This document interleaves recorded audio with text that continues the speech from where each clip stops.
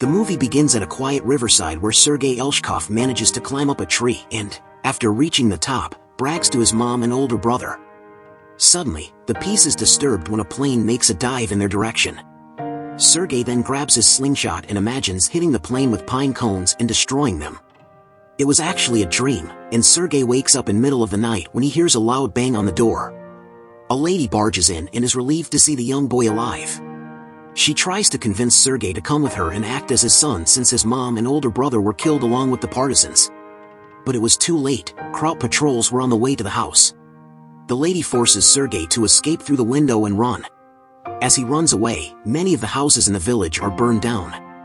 Sergei gets lost in the dark and misty forest. When morning came, he went by the river to hydrate, and after drinking his fill, he heard some men speaking in a foreign language. He runs to the closest tree to take cover just in time for 3 Nazi soldiers making their way down the river. The Germans then start a fire to cook some food. Meanwhile, Sergei sees a snake above his head but manages to stay quiet until the Nazis left. Later, Sergei continues to navigate through the forest. It's been days since he last ate, and so when he saw some berries on the ground, he didn't hesitate to eat them. Then explosions blast in the background, surprising the young boy. Later, he starts seeing things and becomes paranoid that someone is lurking behind him. But Sergei stands tall and shouts behind him that he has a rifle. He continues to move on, but exhaustion gets the best of him. The next day, a couple of Russian scouts finds him and brings him to base. Commander Kuznetsov, who's in charge of that side of the front, explains to Sergei that they are on the same side and comforts him. Sergei, in response, introduces himself and shakes the commander's hand like how a much older person would. Everyone feels for the injured young boy and attends to him, giving him some grub and something to drink. Later, a medic named Katya applies medicine to Sergei's wounds. Each time she rubs some, he winces in pain, so Katya agrees to draw a tank to distract and please him. When the kid starts asking questions about the front, some of the injured soldier beside him politely. Soon, Kuznetsov goes to the makeshift hospital to see the condition of his men and talk with Sergei. The innocent child shares in detail what he has to go through and then starts taking an interest in the commander's medals and pistol. After being given a chance to hold the commander's handgun, he then shows off the tank on his stomach. Moments later, when the commander is on the way to the front lines, Katya asks the commander's permission if they can let the child stay. She explains that they will all take care of him, and besides, with no family to go back to, he'll end up in an orphanage. But the commander declines the request, stating that the front lines aren't a place for a child. Some of the soldiers visit Sergei in the makeshift hospital from time to time. They even brought him a binocular and some apples as a present on one occasion. One evening, Katya shares with her fellow nurse that she can't sleep because she worries and thinks she'll never see Sergei again if they send him away. But she wasn't alone. Some of the soldiers felt the same. They all keep on requesting the commander to let the boy stay since many of them have grown attached to Sergei and also keep their morale up. But the commander insists the boy should leave, and for good reasons. War isn't a place for a child. The next day, the Germans advance, but the Russians manage to hold off. After the intense firefight, a soldier waits to escort the child to the orphanage. Kuznetsov takes a seat and has a hard time breaking the news. Sergei realizes what's up and starts tearing up. The commander then hands the child a wooden pistol, and in gratitude, Sergei hugs him tight. The commander couldn't bear to let go of the child and changed his mind. He then asks Sergei if he wants to be his son. And, of course, the child answered yes. That night, the soldiers excitedly gathered a plan on how to make Sergei's military uniform. Meanwhile, Sergei dreams of memory from the past before the war. The whole family goes about their day in a carriage. By morning, the commander wakes Sergei and surprises him with the uniform. Not soon after wearing them, Sergei ran around the camp happily. The soldiers were just as happy to see the enthusiastic kid. But then, planes are seen overhead. The German bombardments kill the mood. The Russians spring into action and take Sergei into a foxhole in hopes of keeping him safe.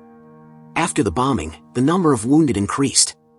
Sergei tries to look for the commander and Katya amidst the chaos. Still, since he couldn't find them, he tries to be helpful by giving water to the thirsty soldiers. While helping out, one of the soldiers requests Sergei to read a letter since he couldn't see. Sergei couldn't read either and made up a story about a cow.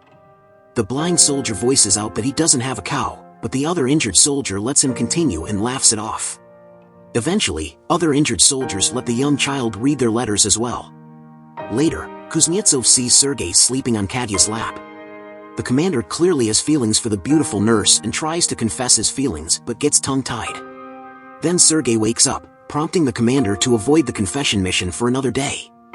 The same day, Sergei pretends to shave. Two soldiers approach him and ask if it is for a date, but Sergei simply replied that soldiers don't go to dates. The following day, Sergei asks his father, the commander, if he has any errands for him. Kuznetsov orders him to deliver the letters to the front lines. Without hesitation, the young boy gets the letters and hands them over to the soldiers, easing the tension. Subsequently, while playing around with his binoculars, he spots a suspicious leg among the hay. He then runs over to the soldiers having a meal to report it. At first, the soldiers didn't believe him, but they decided to check it out anyway. Sergei leads the way and instructs them where to find the enemies. It turns out he was correct. There were two Krauts hiding by the hay. The Germans try to fight back, but the Russian overpowers them. During the confrontation, Sergei recovers a radio. Later, Kuznetsov learned of Sergei's achievement from his right-hand man. The commander is even more amazed at the child because Sergei didn't even utter a word about it. When the child enters the room, Kuznetsov excitedly shows Sergei his sealed adoption papers, making the commander his legal father. He then insists that they should share the wonderful news with Katya. Sergei drags his father towards the woods and into the riverbank. But when they arrive, Katya is talking to another man with flowers in her hand. This gave Kuznetsov the wrong idea that she was into another man, when in fact, the man with Katya was actually courting her, but she turned him down. Sergei runs over to Katya, saving her from the awkward moment with the man, and tells her that Kuznetsov is nearby. Still, when they turned around, the commander was no longer there. Not soon after, another firefight broke out. Sergei tries to be involved in the front lines unnecessarily by delivering bullets. An old soldier tries to convince Sergei to get to safety, but the young child is rather stubborn. And so, the old man gives an order instead, and like a true soldier, Sergei follows the command and heads to safety. When Sergei reaches the commander's dugout, he notices that they have difficulty communicating with HQ. One of the soldiers notifies the commander that the phone lines might have been cut off. Sergei hears this and follows the line until he gets to a wounded soldier. Despite the danger, Sergei crawls toward the man and asks how to connect the cables. The soldier then teaches the young child before he breathes his last. After successfully connecting the lines, Kuznetsov reached HQ and called for reinforcements. Later that night, an older soldier talks to Sergei about the star constellations in the night sky. Somehow, it leads to a conversation about love. The naive child asks what love is like, and the old man explains that it's like a person is ill after being apart from a loved one. The very next day, Sergei runs over to Katya in the makeshift hospital. He tells her that the commander is ill and has a head time sleeping. Immediately, Katya runs over to the commander's place to help him. Meanwhile, Sergei slips out. Katya wakes Kuznetsov and asks how he is feeling. Kuznetsov then composes himself, replies that there's nothing wrong with him, and realizes that Sergei's little ploy was to get them together. After hearing that the commander's fine, Katya storms out, but Kuznetsov goes after her. In the momentary peace, Sergei goes up a tree fort with a branch in hand. He then looks at the camp using his binoculars and spots a dog. He then runs over to pet them. After saluting the dog trainer, he asks if he can ride the sled. The person in charge gives the young boy a chance. Eventually, the dogs come across a cat and start chasing it. One of the soldiers sees that Sergei is headed towards a minefield and goes after him using a tricycle. Luckily, the soldier makes it just in time, blocks the way, and hugs Sergei tight. At the same time, the commander catches up to Katya. He then tries to confess, but words aren't coming out right. But Katya knew what he was trying to say, and before she could give her reply, a soldier breaks the moment with letters from up top. After reading the letter, Kuznetsov tells Katya that they're setting off the next day. And just as ordered, the whole regiment marches towards their next assignment. Soon, they reach a village, and the commander and Sergei are invited inside a house. Sergei notices a peculiar frame on the floor. A man nonchalantly shares that it's from a German air bomb that didn't explode, so he just patched it up. The officers hear this and order everyone to evacuate the house so that they can defuse the bomb. While the men do their work, Sergei hangs out with the other local kids and petting a puppy. The soldiers manage to get the bomb out of the house, continuing to march toward their destination. On the way, the vehicle that Kuznetsov and Sergei are riding hits a mine, killing Kuznetsov's right-hand man immediately. Fortunately, Sergei and the commander make it out with minor injuries. Soon, they arrive at their destination. Kuznetsov meets with the general to give his report.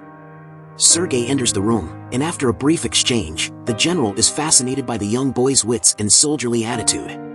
The following day, the Kuznetsov regiment is given the high honor of bearing the Guards banner, and the general pins a badge on Sergei's uniform. The whole company smiles at the young boy as he marches. Moments later, the Russians are attacked, and an artillery fire hits the trenches burying the commander. Sergei runs over to the others and informs them of Kuznetsov's situation. The soldiers then head towards the location to get their commander out of the debris.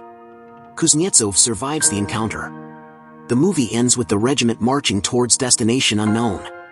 A narration states that the division becomes Sergei's family and follows them to every battle, even joining them in the Battle of Stalingrad and reaching as far as Poland. His legend as the youngest soldier lives on.